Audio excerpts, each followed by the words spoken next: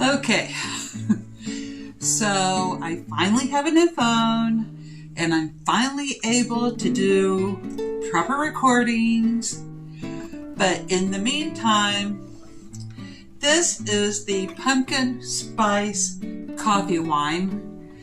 And of course, the video where I made it crashed because it was on my old phone. I had to get a new phone. And the video didn't transfer over. We're not discussing phones at this point because technology is not my friend right now. So here we have the half-gallon fermenter, and in this fermenter I used a half a gallon of water, and I brought that to a boil, and I used 1 cup of ground coffee. And I used the pumpkin spice coffee, and I used Walmart brand. You can use your favorite brand. You can use whole coffee beans, whatever you prefer. I had the ground coffee, pumpkin spice coffee, so that's what I used. And so after I brought the water to a boil, I added the coffee grounds, and yes, I did boil them for quite some time. I actually let them boil for about 30 minutes. And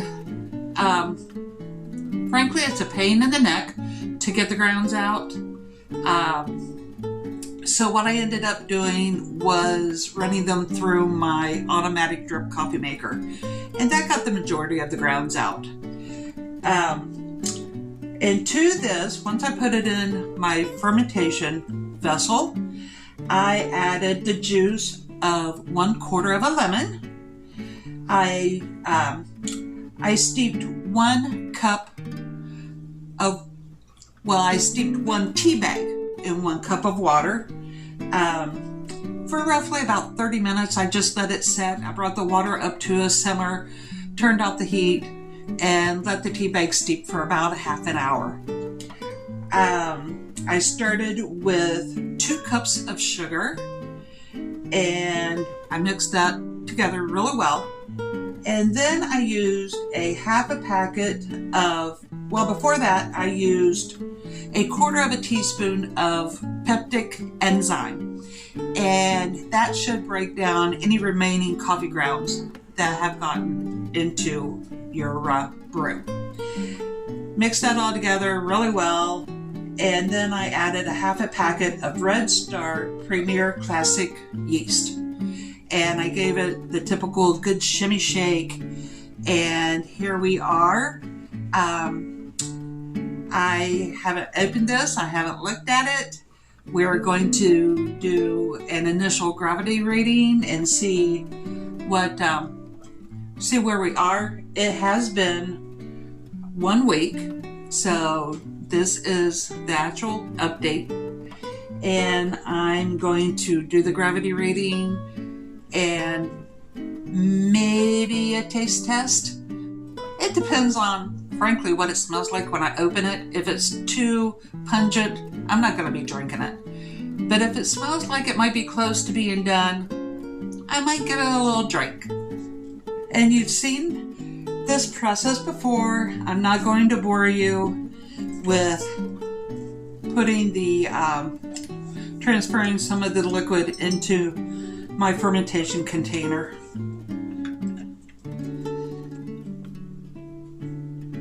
Yeah, it's pretty rank. I'm not going to take a drink of it yet.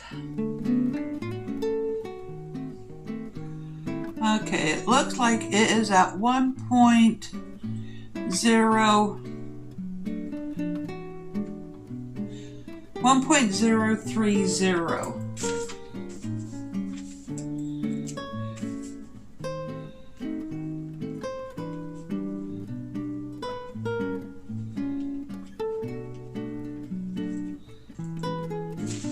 Okay, I'm going to take a gravity reading, do my calculations on my phone.